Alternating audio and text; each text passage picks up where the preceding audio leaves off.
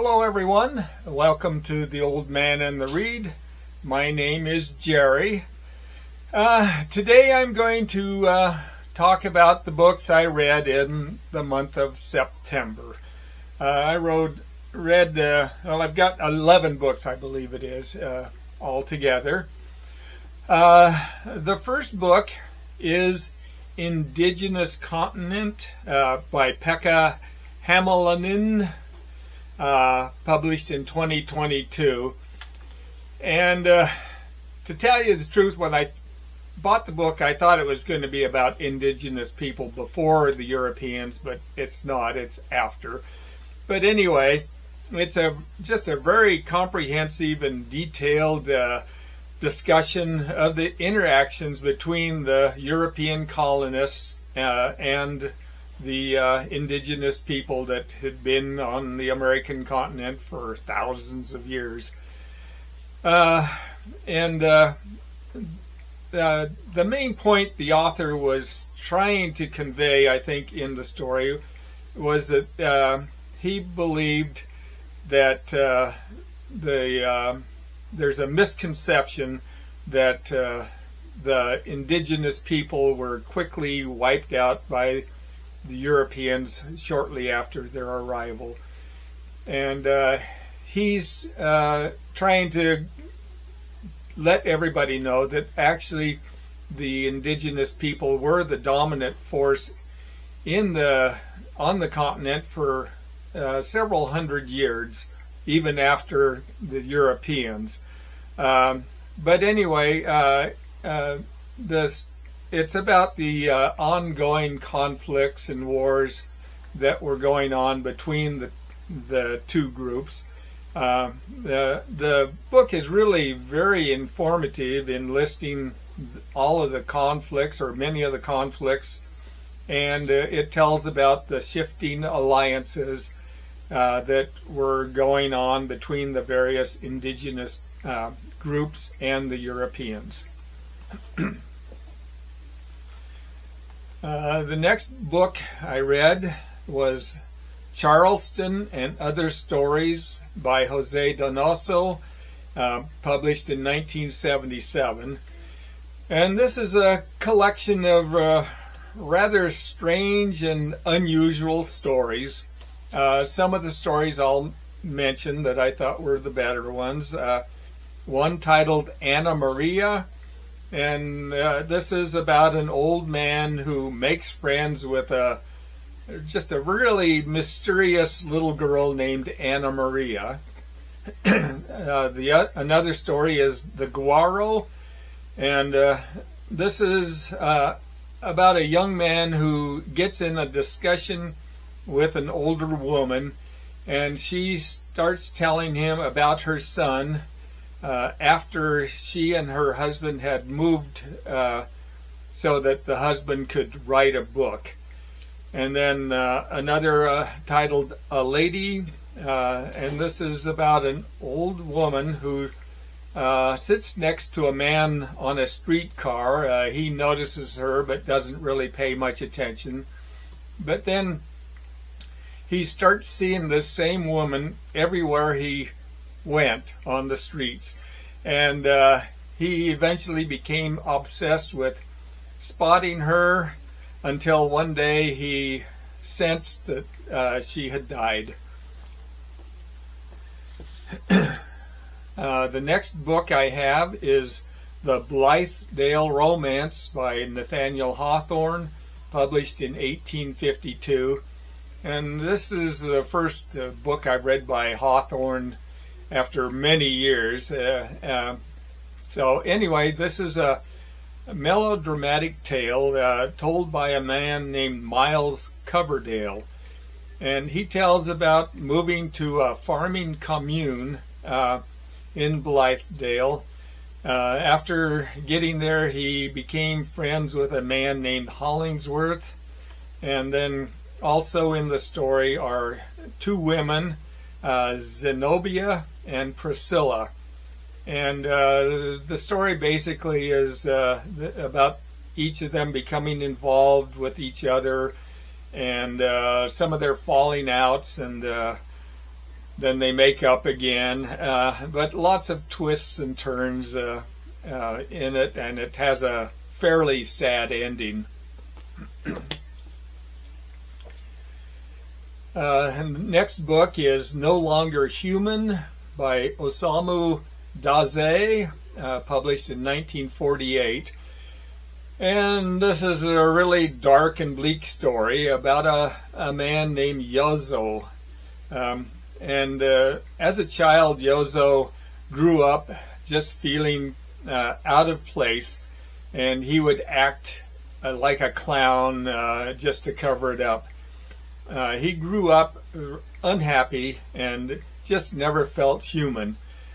His father was fairly wealthy and supported him through college, but then finally gave up on him because of his complete aimlessness. Yozo then turned to drinking and was drunk all of the time and became very suicidal. And apparently this story is semi-autobiographic.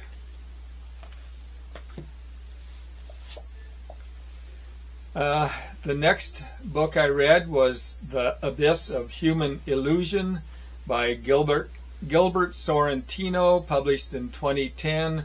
Sorrentino just wrote some really great books. This is just an exceptional collection of basically short little vignettes.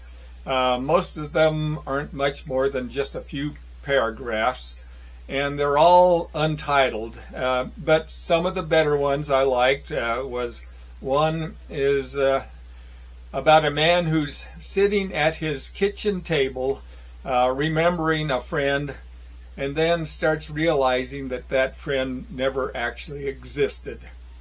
Another is titled An Old or not titled, but it's about an old cantankerous man who refuses to get into an ambulance, and so the doctor drives him to the hospital.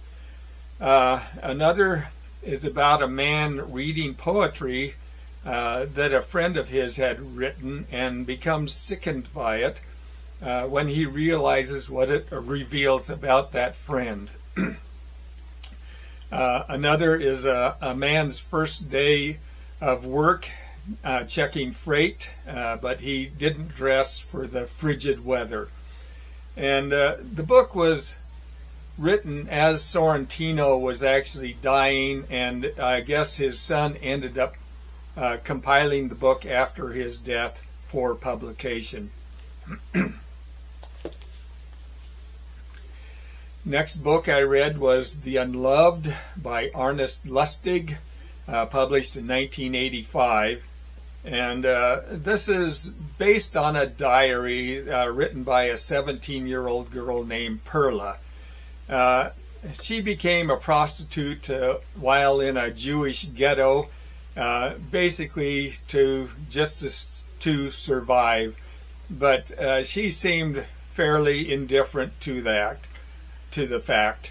But the story also includes about Perla's friend Ludmilla, who is actually quite innocent in sexual matters, and she knows full well that she's destined for Auschwitz.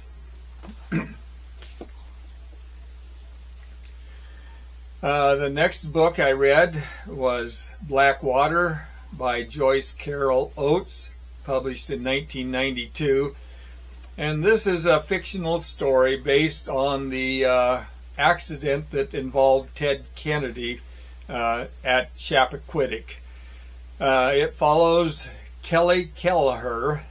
She's a 26-year-old woman who's been picked up by a prominent senator after several drinks. But it's about them being involved in an accident when the senator is speeding down a country road to try to get to a ferry before it leaves. The car misses a turn and plunges into the water. The senator gets out of the car and swims to shore, leaving Kelly to drown. The next is one of those books that I have been reading for quite some time, probably about a year off and on. But it's Poems, Prose, and Letters by just a fabulous writer, Elizabeth Bishop.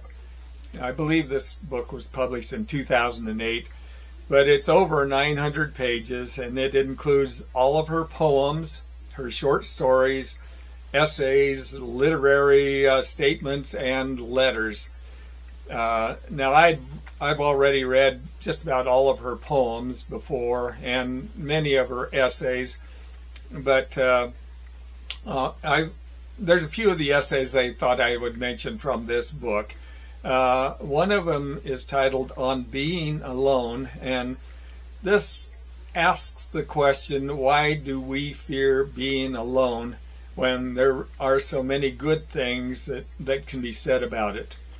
Another titled Gregorio Valdez, and this is about an old sickly man who was a painter. Bishop commissioned him to paint a picture of her house, and although he spoke very little English, they became very good friends up until his death. Another that I thought was really good was titled A New Capital, Huxley and Indians. And this one, she tells a story about meeting up with Aldous Huxley and his wife, along with a few other people, in Brasilia, and then going to a remote Indian village. But the book or the story takes place shortly after the founding of Brasilia, and it was still a very primitive area, just really far from the modern city it is now. And the last essay is the USA School of Writing. Now, this is an essay I had read before, but I think it's just an exceptional one. But it's about after graduating from Vassar in 1934, Bishop went to work for the U.S. School of Writing, which was a correspondence school. One of the requirements she had to follow to be hired was to go under the pseudonym of Fred G. Margolis.